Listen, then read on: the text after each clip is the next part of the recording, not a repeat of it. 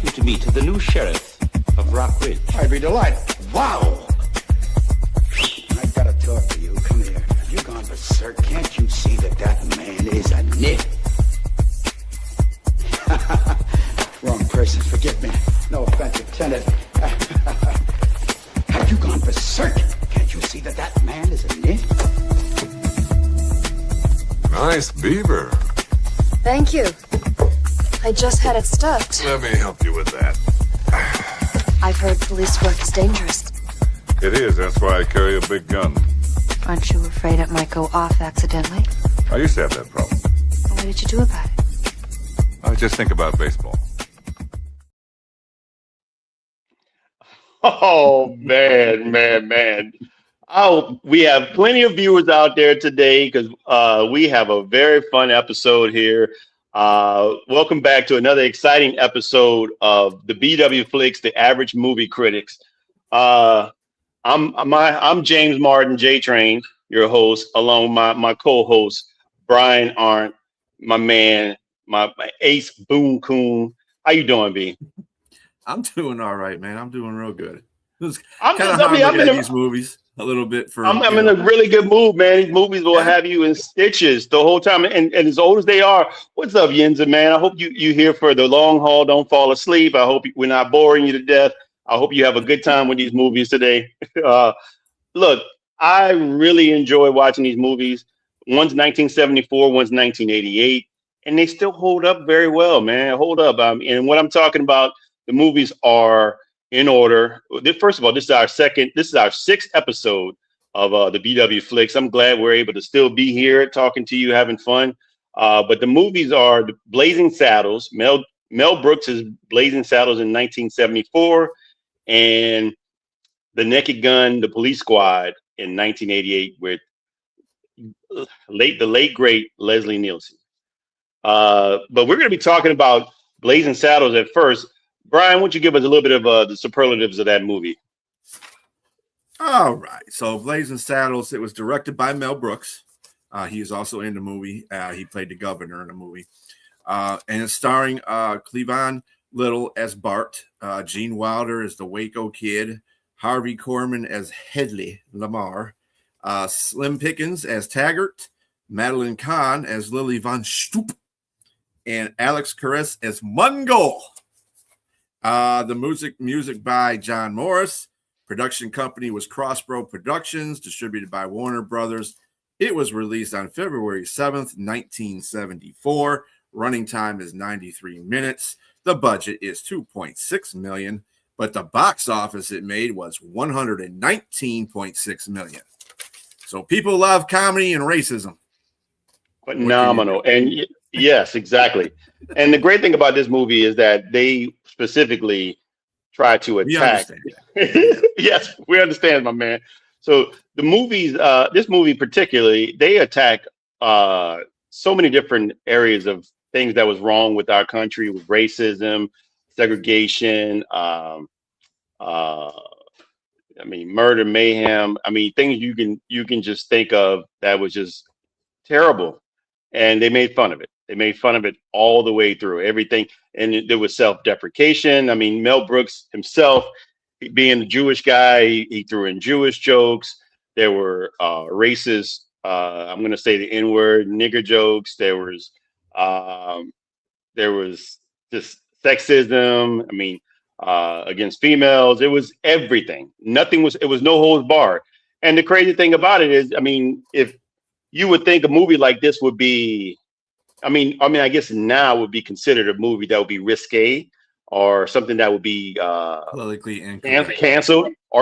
Yes, or canceled. Cancel culture. But in reality, when you look at the movie, they're making fun. They're actually woke. They're making fun of the things to bring attention to all the things that were wrong with our country at the time. And while having you laugh at it and look at it to make it seem like they even said it. What some of the things, some of the people in the movie, Gene Wilder's character, Jim, the Waco Kid, called them morons. So it's a really good movie. But let me get you the premise of the movie. So it's a comedy, a satirical comedy, Western comedy that has many deliberate anachronisms. And if you don't know what anachronisms are, out there. It's a big word that I had to look up myself when I saw it. And it's mixing things that don't belong in time periods. There were so many things, like we had Nazis in the Western comedy. Mm-hmm. We had Ku Klux Klansmen in the Western comedy. We had a mixture of the studio itself, the Warner Brothers studio, with the movie, the Chinese theater in the movie, Cadillac cars at the end of the movie to ride off into the sunset. So it was just, and that's just a small part of it. I'm just giving you some of the pieces of anachronisms that were in the movie, but deliberately done. It wasn't like a blooper that happened. So these are like things that shouldn't have happened, but it accidentally got put into the movie. This is deliberate to be funny. Let's see. So, and it was based in American Frontier in 1974, where we see there's workers. What's going on, David? There are workers that are working on the Transcontinental Railroad. They didn't say the Transcontinental Railroad, but they're working on the railroad to go back and forth to, obviously make money. And so while they're there and on the railroad, they have a bit of a detour with quicksand. So they're trying to figure out how to get around that. We have one of our protagonists, Bart, gets sent out. Him and his partner, another black guy, they get sent to go to look into the situation with the quicksand, and they fall into it. So they fall into it. They realize that the train can't go any further, so they got to go to their boss, which is the antagonist, and that's the Attorney General, Hedley Lamar. And if you realize why I'm saying it, like, that's how Hedley talks. He talks very proper and evil and diabolical. And so Hedley Lamar, which is mistaken for the actress in the 1920s, Hedy Lamar, it gets referenced in the movie several times by everybody calling him Hetty, and he has to correct him saying Hedley. Did I say Odie? It's Hedley. Oh, it's Hedley. So while they're doing this, they're figuring out a way to be able to detour, and the way to detour is to go into the town called Rock Ridge. Rock Ridge is a town where it's got we're gonna go further back than that pretty soon. So yes, exactly. It's occupied by the small town of people, all white people, because again, this movie is deals with all racism and segregation. Yes, exactly. It is very corny in some parts, but it's very hysterical. It will have you in stitches in some part. And believe it or not, I don't know if you mentioned this about the screenplay. Mel Brooks was a writer, and Richard Pryor was a writer on this movie too, as well. Yes, neither was I, bro. 1 year. I 1 year before I was born. So I had no idea what Blazing Saddles was until I was about 7 or 8, and still didn't understand some things. I shouldn't have been watching this at 7 or 8, but I did. So let's just say, getting back to the movie, they figure out a way to go through another town, and not only go through that town, but to make a whole bunch of money. But they got to get rid of the people, inhabitants, and so they send as what's the guy's name? Bart, the main protagonist, becomes the sheriff there. He gets the governor to anoint him as the sheriff, so they can discourage the people from being in that town, and they make them want to leave the town, or they can actually take advantage of them, or take advantage of the town and make sure that these people, just follow their every whim. But things just seem to go wrong. I mean, it doesn't go as planned, because Bart seems to be a really shrewd individual, and he's able to win over the people in the town. Yes, please find your VCR, my man. If you got beta, find it too. So you're probably too young to know what that is too. So Bart himself is able to win over the people in the town, and have, like you said, there's you mentioned to me earlier, we got a video. There's this character by the name of Mungo. He's huge, dim-witted character antagonist that's meant to go into the town and take over the town. But let's watch that video real quick. You friends and neighbors kind of gather around and holy shit! Hey, you can't park that animal over there. It's illegal.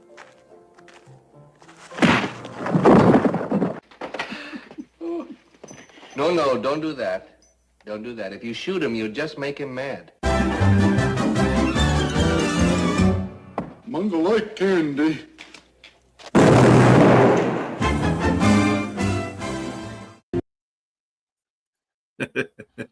So, so they were able to subdue Mungo, not with by using the strength, which they couldn't outdo him with strength. They were able to outdo him with wit. And so, with Mongo, that wins him over as well because nobody's ever beat him, and everybody tried to subdue him previously in his past, where he was, from what the things that he said, with strength, and no, everybody was scared. Yes. Yes, that poor horse didn't stand a chance. With that said, look, I meant to mention Gene Wilder is in the movie as well, and he portrays the fastest gun in the West who's lost his confidence because he thinks his hand is real shaky and becomes an alcoholic.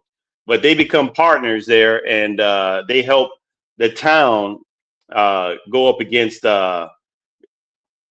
Headley. I would keep wanting to say Hetty, just like they get you in the movie by saying Hetty,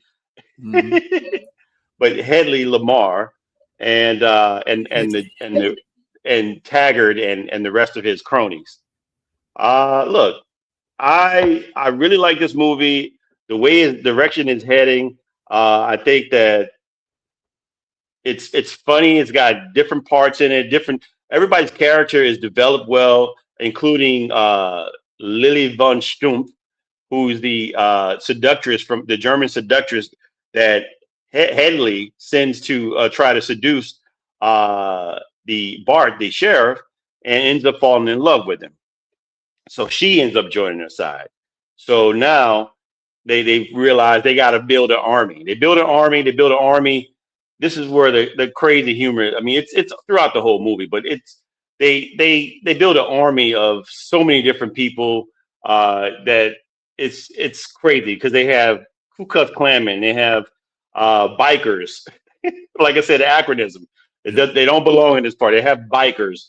They have Nazi soldiers. It is great. Thank you. Appreciate it, Rochelle. Nazi criminals. Nazi soldiers. They have who else in the movie? Like I said, the Ku Klux Klanmen, and they end up taking over the Ku Klux Klanmen and standing in line trying to find out what the plans are. And of course, when they come up, both Bart and the Waco kids come up and try to sign up as soldiers. Bart's hands that are black hands are revealed, and immediately Waco's kid says, "What did I tell you about cleaning your hands and washing them off?" See, and he turns it over and try to wipe it off. He's like, it's coming off. It's coming off. It shows his palm. And so, of course, Taggart realizes who they are. They run and they escape. And they concoct a plan to be able to stop them or slow them down and stop them from taking over the town. Which they eventually do. They get into a war. They get into a fight. They build a fake town, and they get into a fight there. And the town people take over and subdue the criminals and the thuggers and muggers and buggers and everything else that Headley Lamar says he was looking for. And Headley escapes, and actually they mix the movie set, the Western town, into the actual studio, into what's going like a burlesque, some sort of musical, Tuxedo Tales and Top Hats musical, and starts fighting these guys. And of course, Headley escapes, and he goes to the actual filming of Blazing Saddles at the Chinese Theater, and he's followed by Bart the sheriff, and eventually they get into a fight. They get into a gunfight. Hetty loses. He's killed right there, and him and Bart and the Waco's kid's Jim ride off into the sunset, only to get into a Cadillac and ride off further into the sunset, and the movie ends. Look, man, this movie is crazy for its time. I believe in 1974, it was outrageous. Like you said, on a budget of 2.6, and they made 119 million. That's how, like you said, that's how great it was. That's what people were looking for. 1974, we're past, far past Jim Crow. We're far past the civil rights movement. Obviously, things are still going on, and we're in the black exploitation period. Where if you're African American, those are the movies in the 70s that you were offered, that you were in, unless you were Sidney Poitier. Um, I loved it. I actually love every point that Mel Brooks tried to hit on, because again, he was very self-deprecating. Like you said, like I said, nothing was there was no holds bar on anything. They attacked racism, they attacked sexism, they attacked uh, uh, Native Americans, blacks, Irish, Chinese, white. Everybody looked silly and crazy and funny in this movie, and it was a masterpiece to me. I think everything. I like the acronym, how Mel Brooks' genius, and of course Richard Pryor and the other guys that were writing, they were able to fuse other parts of time periods and put it into this Western, so you just wouldn't look at it as a Western. Of course, even though it was a comedy satire, it still was. It was very brilliant how they were able to put to just collaborate those pieces together and make it a masterpiece to me. I like Mel Brooks. I've always been a fan of his movies. Later on, we were talking about Young Frankenstein. We're talking about The Producers, Spaceballs, many different movies. Yes, one of my favorites. But this is History of the World. But this by far is like you told me off air that you probably watched this over 500 times. I wouldn't say I haven't watched it that much, but I've watched it enough to be able to enjoy this movie, and revisiting this movie really just had me in stitches. I was cracking up laughing the whole time, man, because it was just pretty funny, and it was so quick witted, and you could tell some of the parts of the movies there had to be ad libs in the movie. I mean, you can and that's what makes up for great comical movies. Like say for instance, like Caddyshack. From what I understand, that whole movie was just total ad lib from all the comedians, and I could tell that this movie probably was as well, but it was still well done. That they had so many different things, which I'm gonna name some of the quotes in the movie, but I want to get to your perspective and let you talk about the movie and what you think about it, and then we can go back and forth with that. We got good time here.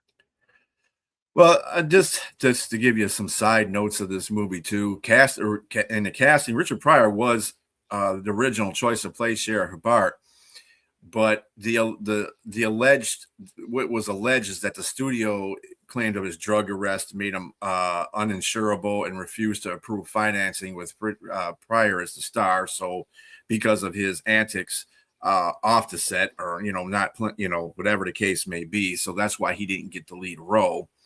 Mel Brooks had numerous conflicts with Warner Brothers executives, including the frequent use of the word, the N-word, Lily Von Stoop seduction scene, and the whole thing around the campfire about the flatulence when they were eating the beans, and then Mongo punching the horse out.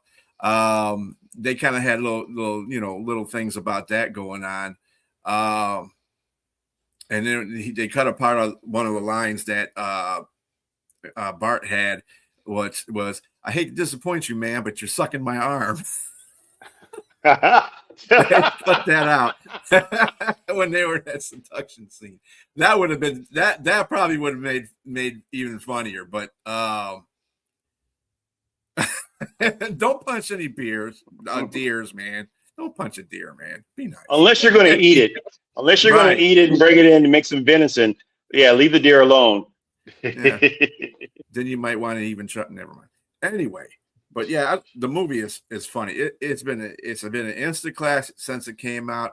Yes, the extraordinary use of the word "n" is very prominent in this movie. In fact, I when I was trying to do all these cuts in the video of the movie, I'm trying not to put that in there because I didn't want to offend anybody either at the same time.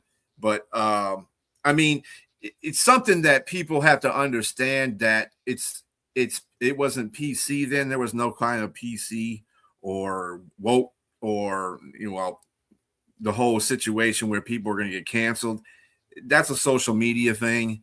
And, Django, we were talking about Django as well off screen about how that had a lot of N-words in it too. But you got to look past the words that are used. You got to kind of look toward what they are trying to get at you about in the movie. And I think I think Mel Brooks did a very good job on that. Mel Brooks and Gene Wilder, I thought, played very prominent roles with African Americans in the film industry. Gene Wilder was a big time guy with Richard Pryor. They did a lot of movies together. And probably if Richard Pryor was able to do this movie, he'd probably been doing it with him too. But yes, there's so many funny things in there that you watch it so many times, you just pick out the funny things in there. And then sometimes you might even catch like newer funny things in there. Like when Tabbert and Headley were talking in the office, and he was talking about what he was going to do to the townspeople. Taggart was going to do to the townspeople. And he's going to cut and do this and what was it? Hang him or number 6. They're going to do a number 6. Number 6, and Headley says that's too Jewish. The first babies. Yes, exactly. Yeah, the firstborn babies. All the firstborn babies. Yeah, that's too Jewish. Little things like that. Or then when Taggart was talking to the other guy trying to relay a message to Headley about something, and Bart, then working on a railroad, got PO'd because he had to do all that work after they didn't drag him out of the quicksand. And they hit him in the back of the head with a shovel, and he goes, and say, ouch. He goes, okay, I'll put that down there. Yeah, he said, and ouch, and then walked away. That was really the reason why that Bart was in jail in the first place, because he assaulted Taggart, and that's why they made him the mayor, because they wanted the whole town to go against him, being Bart, because he was black. And they thought that was going to do it. But he brought everybody together. In fact, he faked his own hostage situation at the podium. There's so many things in there that are so hilarious, too. The fact that the fastest gun in the West was motivated into alcoholism because a 6-year-old snuck up behind him and shot him in the ass. That right there was... I was like, okay, whatever, man. But yeah, it was a fun movie. They're crazy, yes. Oh my goodness. So there are some quotes from this movie that I like to mention before we get to the next movie. But one of my favorites, man, is Hedley Lamar. First of all, Harvey Korman is just brilliant playing this character. And if you don't know who Harvey Korman is, just go watch the Carol Burnett show. He's definitely one of the main guys on that show, and he steals so many scenes and it's just like it was her variety show. And so, he was one of the main characters that main players there. And he played many different parts there. But man, too funny. But this is a scene where he and Taggart, like you said, were in their office, and when he realizes that nothing that he's doing is working. So Taggart kind of mentioned off kilter. Taggart doesn't realize he's giving him ideas, but he gives him an idea about getting an army. And so he gets an army, and then he begins to name all the people that he wants. And he's like, I want rustlers, cutthroats, murderers, bounty hunters, desperados, mugs, pugs, thugs, nitwits, halfwits, dimwits, vipers, snipers, conmen, Indian agents, Mexican bandits, muggers, buggerers, bushwhackers, hornswagglers, horse thieves, bull dykes, train robbers, bank robbers, ass kickers, shit kickers, and Methodists. Yeah, they have nothing. And then Taggart searching his pockets for the paper while he said, write this down. And he says all that. And he don't even said, and he finally gets the paper. He said, can you repeat that? And then he looks at him like, damn it. Yeah, that was hilarious, that one, yeah. And also Lyle, the guy you mentioned Taggart, he's at the beginning when they're on a train. Lyle is the guy as he says a couple of funny lines too as well to the guys on the train. And what does he say? He said, come on, boys. The way you lollygagging with those picks and shovels, you think it was 120 degrees. Can't be more than 114. And then the Chinese man falls out, passes out. He said, knock that chink a day's pay for napping on a job.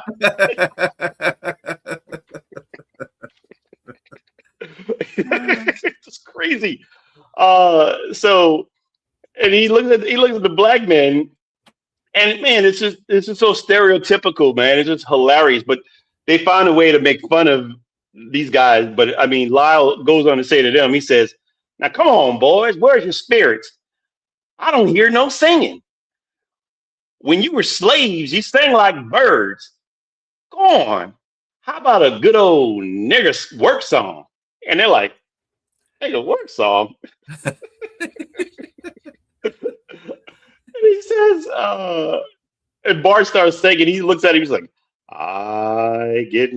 he said, get no kick from champagne. Mere alcohol doesn't thrill me at all. So tell me, why should it be true that I get a belt out of you? Bum, bum, bum, bum, bum, bum, bum, so bum, far bum. from the spirituals that were sung from, yeah. And he says, hold it. What in the hell is that shit? And then he started acting out. And he said, I'm talking about songs, a real song. Like Swing Low, Sweet Chariot.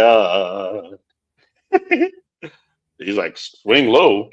The black dudes are looking at each other like swing low, sweet chariot. They don't know. And so that's pretty funny to me. And you know, it's just things like that. It makes him look real stupid in the movie, and it's just funny. Mel Gibson, him and Richard Pryor, man, are brilliant, very brilliant, and it was great collaboration. And like you said, with Mel Brooks. I said Mel Gibson, Mel Brooks, and the collaboration between, even if it's off screen, but Gene Wilder and Richard Pryor, they were just great together. Their chemistry together. I mean, Hear No Evil, See No Evil, Stir Crazy, Silver Streak, with them on the train. Just great movies, man. Just have you in stitches, you know. But I really enjoyed this movie, man. And that being said, I have to give this 5 buckets of popcorn with extra butter sauce. I mean, for me, it's just something I can repeat. If I see it on the screen, yes, then they're singing the Champagne song. Or they're singing Camptown Lady. They're saying right now, they're saying Camptown Lady. But I really enjoyed this movie. Just watching it again just warms my heart, man. Just because, again, the premise of it and what it's meant to attack and what it's meant to do. And it's just a brilliant comedy and satire while doing so. What do you think, my man? Hey, I'm giving it a 5 too. Give it with butter, but I am giving it a 5 because it's going to be a movie that's going to go out through time. I mean, you can't make this stuff up as far as how they produced this movie, and it's always good. It's really, if you think about it, the movie's relevant for today. Yeah, you could replace some certain 1974-ish stuff that they got in there with, 2026 stuff, but at the same time, they could probably remake this movie if people weren't in the cancel culture that they were, and it would still live on forever. It's one of those movies that can do that. It's funny. And this is what do you really think they can remake this? I mean, would you really want anybody to touch that?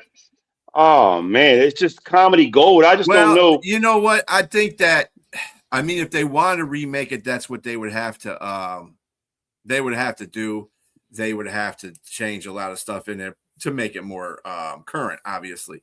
But at the same time, you know, because of this cancel culture, it would be hard to make that movie now because people would be like, you say it anywhere, and they're doing this and they're doing that, and they punched a horse. Peter would be all over that. You know, or the whole. I don't think the sexual scenes would be so hard to deal with. I think. There's no nudity. It's nothing. No, it's just left for the imagination with good comedy. Yeah, so that's what makes it really like a masterpiece to me. Because I mean, most movies back then they didn't really show anything. You had, like movies back in the day, you had to have the imagination. Maybe so, Rochelle. Maybe I think the Wayans, because they're doing another scary movie now too. I think they got the rights back to their movies. So they're actually doing another scary movie. But you're probably right. They probably could do it. Peter probably hates. They probably hate this movie now. They probably hate it already. But now we're gonna move along to the next movie, which is Naked Gun. Again, this is actually one of my wife's favorites. But I actually enjoyed it too as well. We sat down and watched it together, and we were both laughing, man. It was still pretty funny. Naked Gun from the Files of Police Squad. And believe it or not, I never knew that this was from a series that came out in '82 with Leslie Nielsen as the main protagonist called The Police Squad, which makes sense why it's called From the Files of the Police Squad. This movie is, like I said, in 1988, and I'll let you go ahead with the superlatives on that. All right. So good old The Naked Gun. It was directed by David Zucker.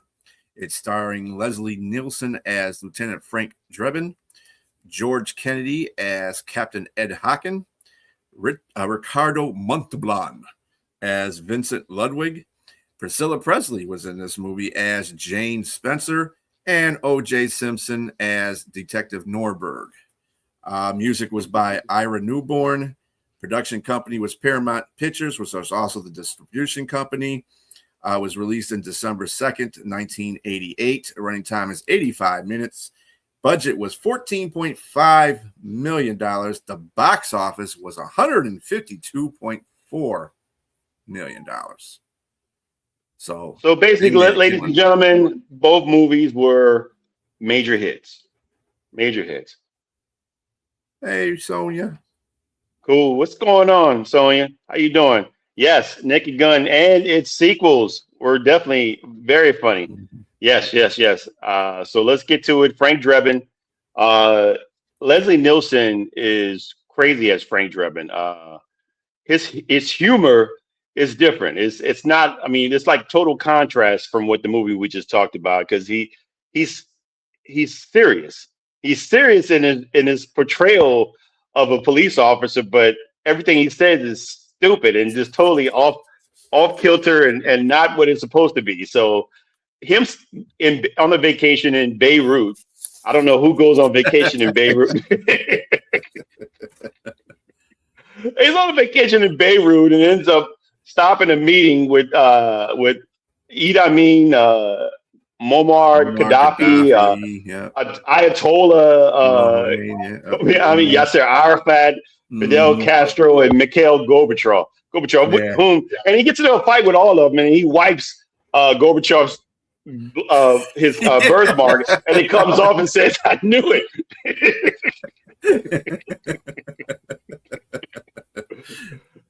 Goes back home a hero, gets off the plane thinking everybody is there for him, until it turns out everybody, and he pulls up to the mic talking about his ex-wife, and is it really true about his wife? And the captain tells him that yes, he left him for some gymnast or something like that, and the sex is the best she ever had. Like, it's way too much information, but they're there. The people are there for Weird Al Yankovic getting off the plane as well. But anyway, so they go on, and simultaneously while they're heading off, Detective Norberg is infiltrating. Have a good one, okay? Detective Norberg is infiltrating a potential drug bust that's led by Ludwig. What is Ludwig's first name? Vincent. Vincent Ludwig. Yes, Vincent Ludwig, and they shoot him.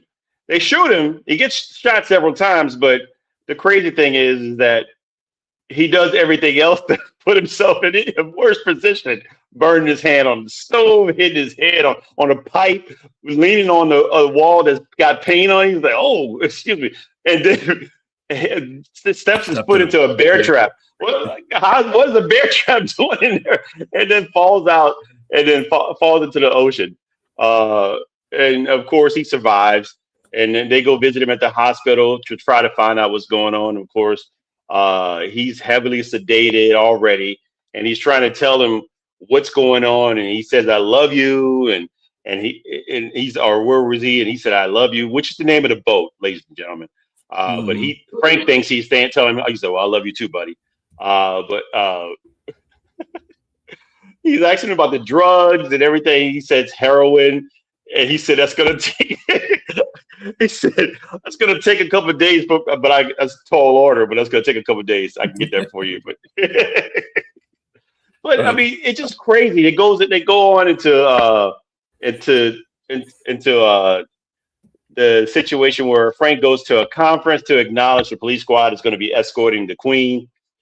A lot of shenanigans happen there. Wait, which video do we have? Just Brian, just so I remember, so I won't. This is the baseball one at the end, near the end, when he's trying to find out about the player that is the one that's going to be under mind control. Okay, cool. To shoot the Queen. So Drebin does more investigation, particularly with Ludwig. His assistant Jane keeps tabs on Drebin. They become very close and fall in love in the movie. Ludwig's plot is met with pap smear, where they discuss $20 million to assassinate the Queen. And so Ludwig's plan is he has this control, a hypnotic mind control, where when he presses a button, he takes a person, any average person it could be, to follow his direction and will actually try to kill whoever he says to kill.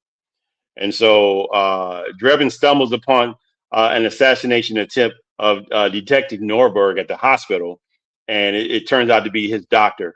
But protecting him, he inadvertently knocks the doctor out. The doctor ends up on some machine out in the streets, and he's crashing into many different things. And of course, he dies after he's run into so many different cars and trucks and missile launchers and blows up finally. But it's crazy. Yes, into the fireworks factory. And of course, the Chinese people come running out of this. Is so stereotypical. Good evening, Danny. Hopefully you were able to catch our take on the first movie we talked about was Blazing Saddles. The two confront one another at the Queen's reception, both Frank and Ludwig, and Ludwig grabs a musket. Frank mistakenly mistakes that as an assassination attempt at the Queen, and of course runs to save her. He knocks her on the table and finds himself in a compromising missionary position, that is, and with her legs in the air, and they slide all the way down for the media to take pictures, which gets Frank fired from the force or police squad. Jane gets the news. Yes, not just the first one, but all the series. Yes, at some point we will be doing that. Jane gets news of the assassination plot and alerts Frank. Frank has to go in with the disguise to the stadium, because the assassination attempt is going to be at the stadium. Yes, both these comedies are classic, Danny. I mean, forever. I would tell Danny this and keep going. Danny, I still watch both movies and they still hold up, and they still make me laugh. It's like it's not like there's parts of the movie that I watch and I'm like, oh, that's not funny anymore. All of it's still pretty funny. So Frank goes into disguise first as an opera singer that he ties up and holds him into the into the dressing room where he is and goes out and sings. Is this a part or a little bit later that we need to do the video?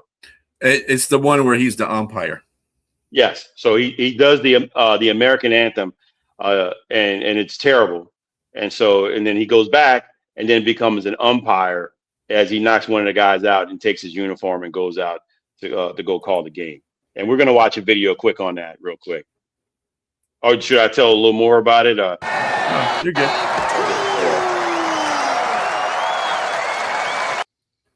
We start from the beginning. There you go.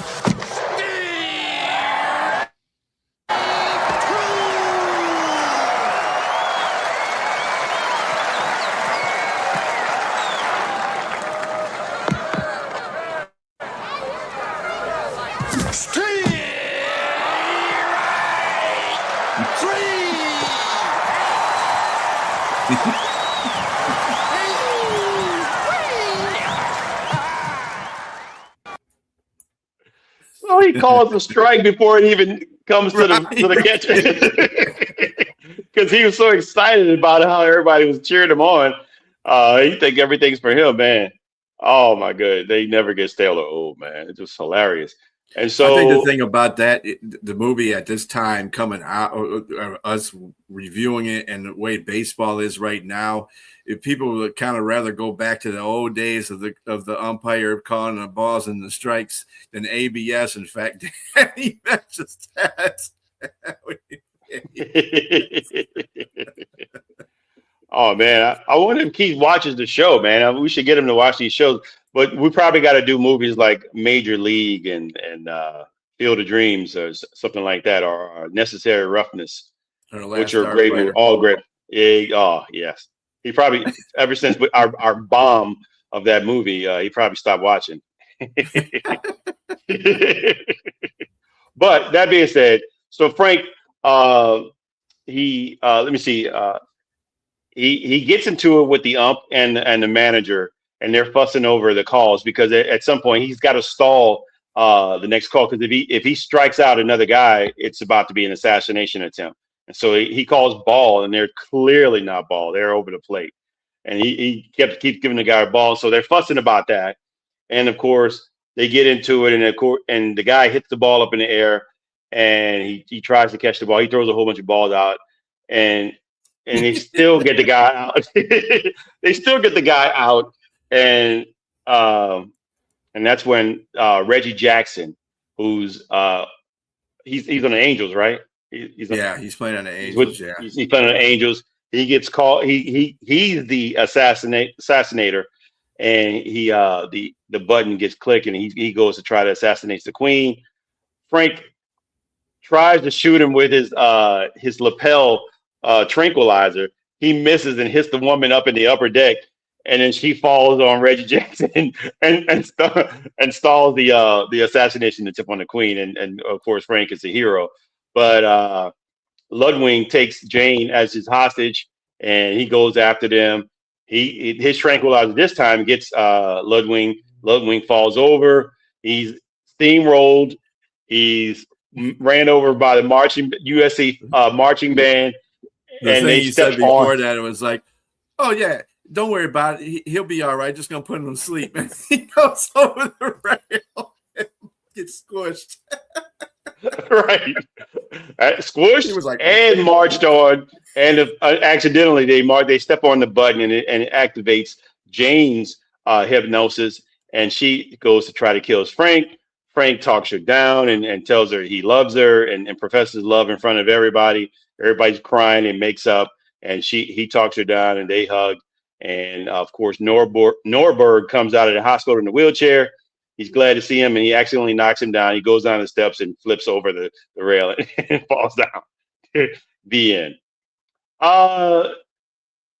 Too many pieces to cover in this movie. So many funny parts in this movie, man. It's just hilarious. Just one of my favorite movies, man. Naked Gun 2 was good. Naked Gun 3 was okay. When he went to prison with the criminals to escape, it was okay. But I love this movie. Naked Gun is one of my favorites. I'm going to give it 5 stars without the extra butter, but I give it 5 stars because it just, like I said, it just holds up. It's pretty funny. I liked it. Now, as far as it being comparable, see, because when you do these reviews, I try to compare one up to the other one. But Blazing Saddles was basically a blazing movie for that, a trailblazing movie for that particular period of time, and it can last until this bit of time if people weren't so in cancellation mode. Now you gotta understand the politics of the movie and when it was done, and a lot of those politics still apply for today too. That's the thing. Right. But I will give Naked Gun 4 because it was funny, man. Yeah.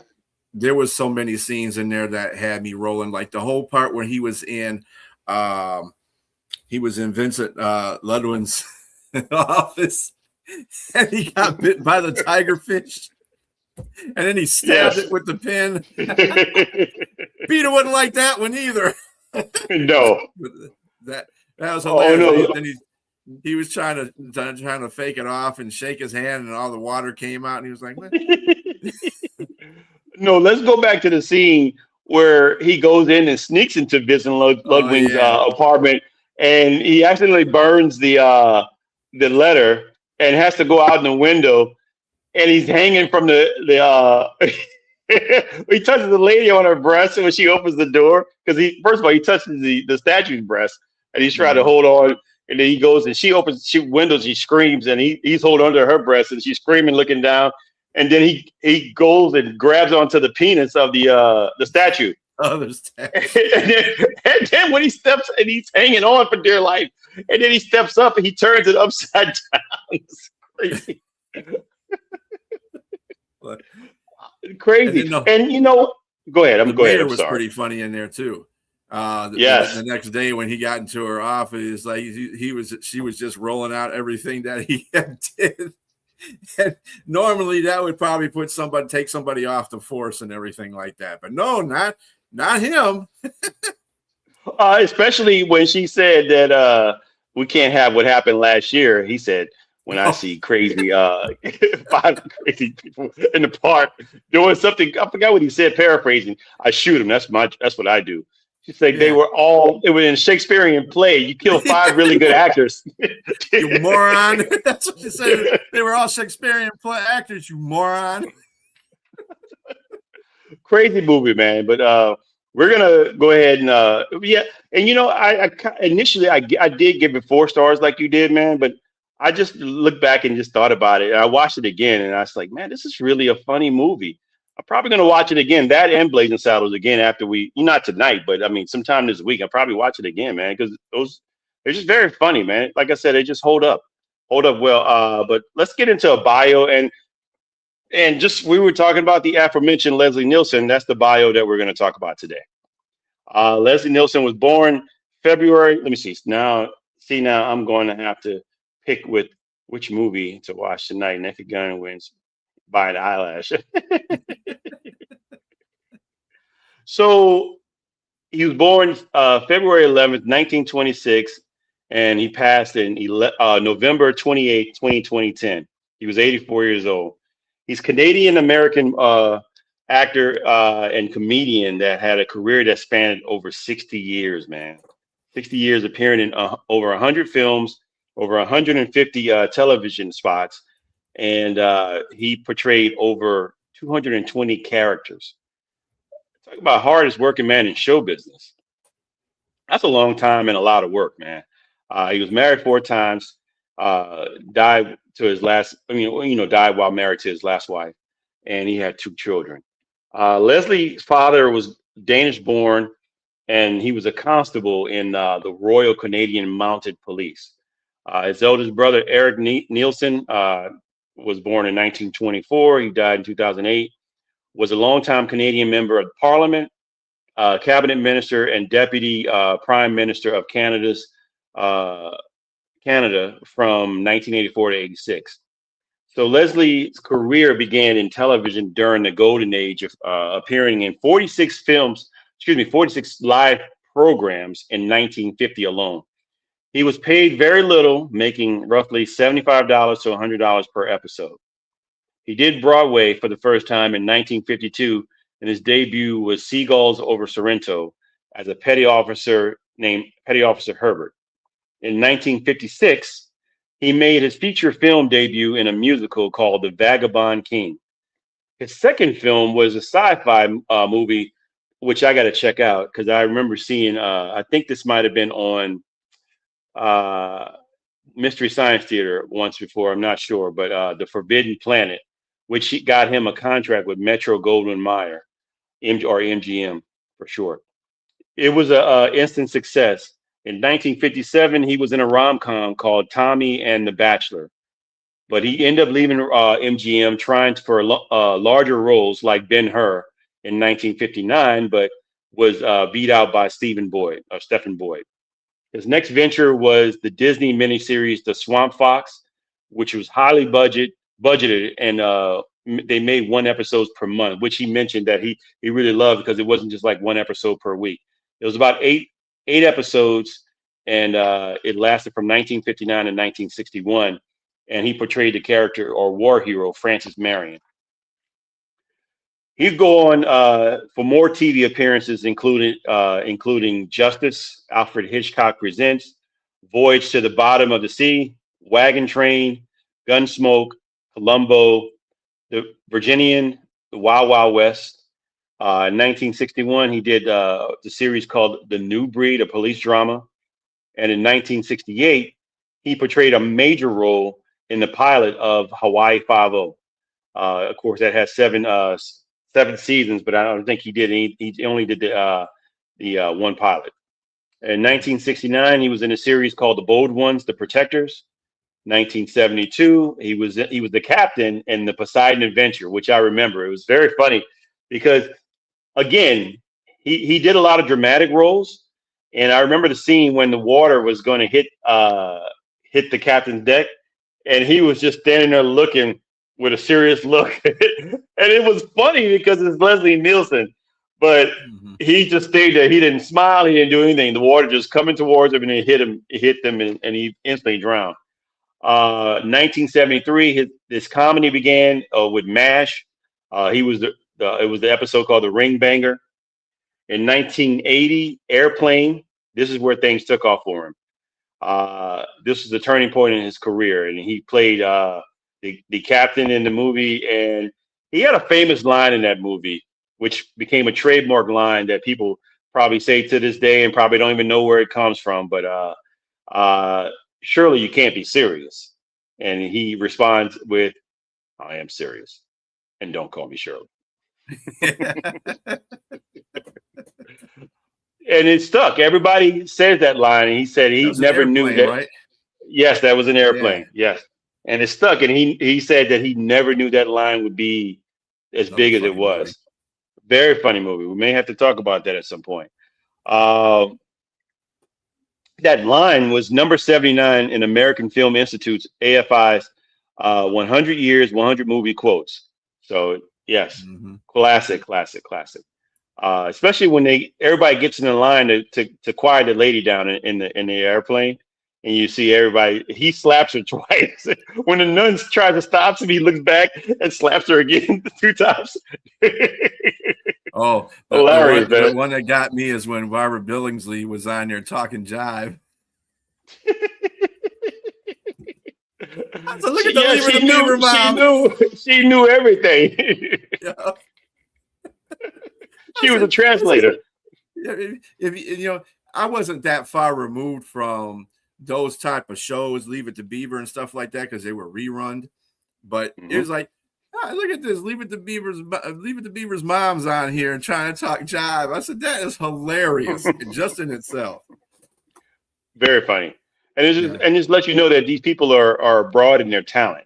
So I mean, you typecast people as certain characters, and you only remember them as those. Like I watched Nick at Night too as well, and so I watched like Mr. Ed, Leave It to Beaver, My 3 Sons, all those type of My Favorite Martian, many different things like that. You know, I would watch all those shows.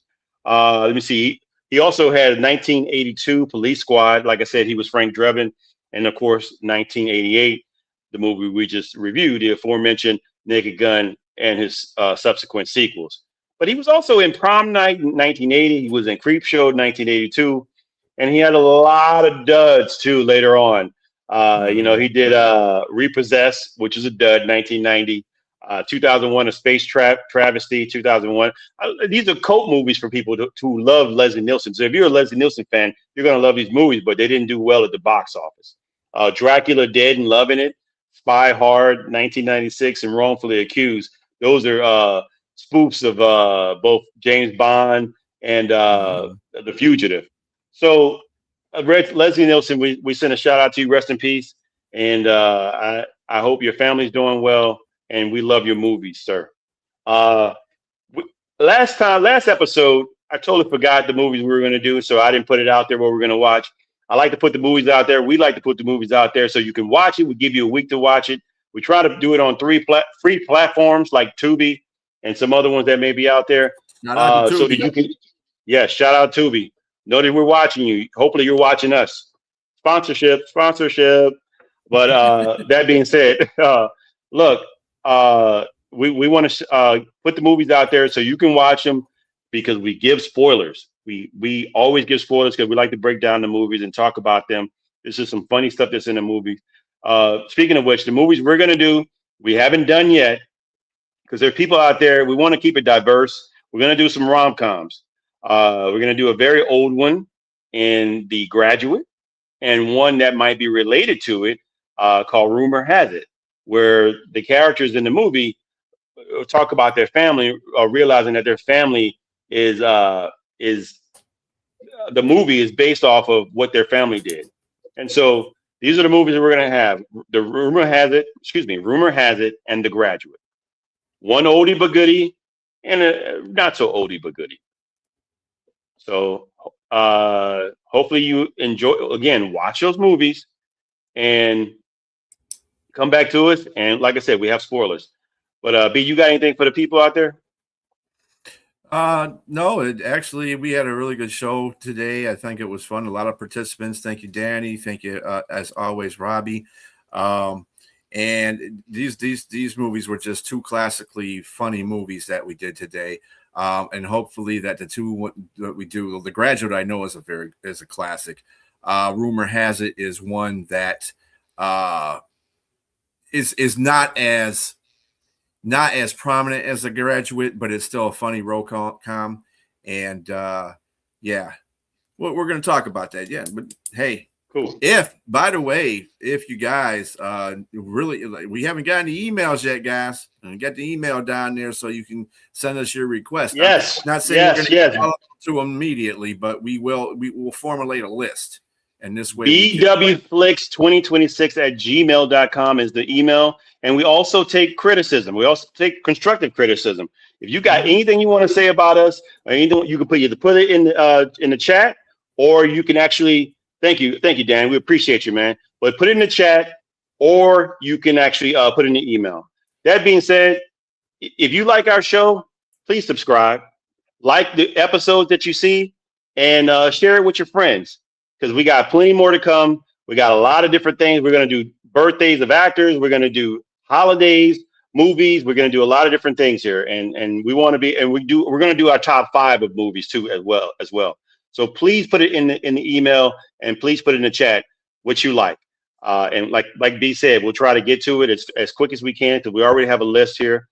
And again, our show is Tuesday nights on YouTube. And what are we on Facebook as well? Yep. Yeah, YouTube and Facebook. Please like, subscribe, and share. And this is BW Flix. I'm James Martin, and this is B Strilla, and we will see you next week Tuesday at 8 p.m.